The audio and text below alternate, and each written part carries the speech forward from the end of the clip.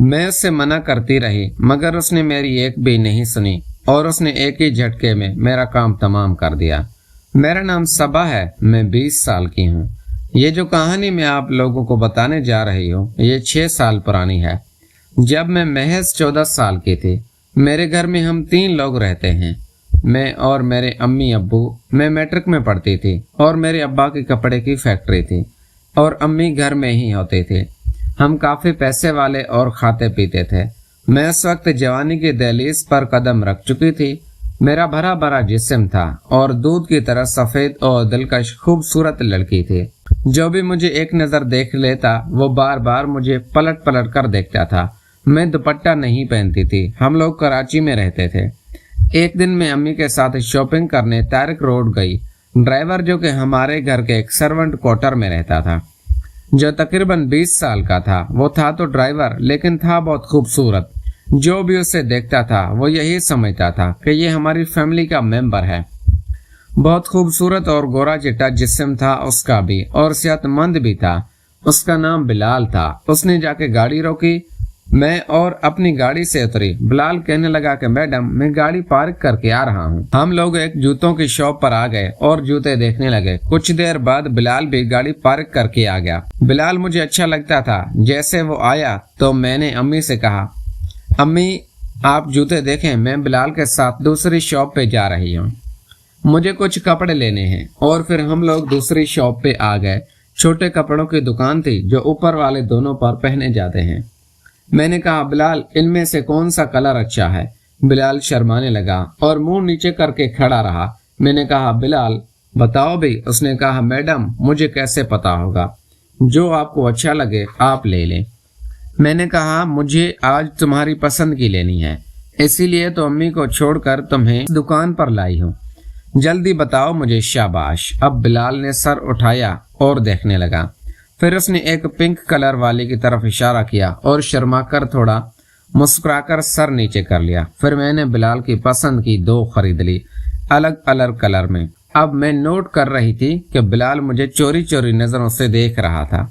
اب ہم دونوں امی کے پاس آ گئے اور مل کر کافی ساری شاپنگ کی اور پھر گھر واپس آ گئے۔ آج میں بہت خوش تھی۔ ہمارے گھر میں ایک ماسی کام کرتی تھی جو کھانا بھی بناتی ہے، جس کا نام شمع تھا۔ میں نے کہا شمع گاڑی سے سامان لے کے اندر آؤ۔ شمع بھی 22 سال کی کماری لڑکی تھی اور دکھنے میں بہت پیاری تھی۔ میں اپنے روم میں آ کر شاور لینے واش روم چلی گئی۔ فریش ہو کر واپس آئی تو شمع مجھے بلانے آئی۔ کہنے لگی صبا میڈم کھانا لگ گیا ہے، آپ کے امی ابو آپ کا انتظار کر رہے ہیں، آپ ڈرائنگ روم میں آ جائیں۔ پھر میں نے امی ابو کو کھانے کی ٹیبل پہ جوائن کیا اور سلام کیا تو ابو کہنے لگے کیسی ہو ابا کی جان؟ میں نے کہا ابا میں ٹھیک ہوں۔ ابو پوچھنے لگے کہ آج شاپنگ کی ہے میری بیٹی نے؟ میں نے کہا جی ابو۔ اور پھر ہم مل کر کھانا کھانے لگے۔ کھانا کھانے کے بعد سب لوگ اپنے اپنے کمروں میں جانے لگے۔ میں چپکے سے بلال کے کوارٹر میں گئی تو نیچے بیٹھا کھانا کھا رہا تھا۔ اس نے جیسے ہی مجھے دیکھا تو ایک دم چونک گیا اور فوراً کھڑا ہو گیا۔ میں نے کہا بلال بیٹھو بیٹھو یار تم کھانا کھاؤ، اور پھر وہ بیٹھ گیا۔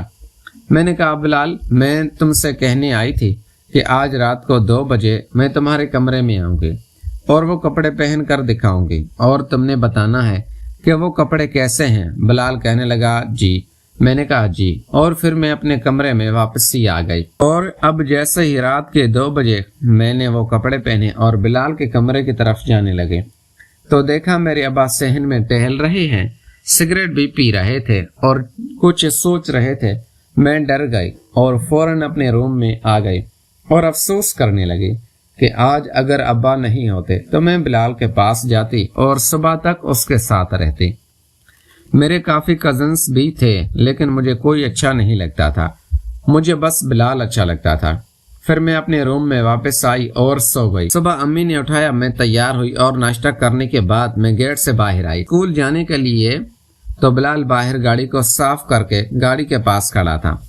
میں نے اسے سلام کیا، اس نے سلام کا جواب دیا اور جواب ایسے دیا جیسے وہ مجھ سے ناراض ہو۔ میں گاڑی میں بیٹھ گئی اور بلال مجھے اسکول چھوڑنے کے لیے گاڑی چلانے لگا اور چلتی گاڑی میں نے بلال سے کہا بلال رات کے لیے سوری یار، وہ میں آ تو رہی تھی تیار ہو کے، وہ جو تمہاری پسند کے کپڑے لیے تھے وہ لے کر، لیکن ابو جاگ رہے تھے۔ میں ان کو دیکھ کے پھر فوراً واپس اپنے کمرے میں چلی گئی تھی۔ پتہ نہیں ابو کیوں جاگ رہے تھے، سگریٹ بھی پی رہے تھے اور چہل قدمی کر رہے تھے، مطلب ٹہل رہے تھے اور کچھ سوچ رہے تھے۔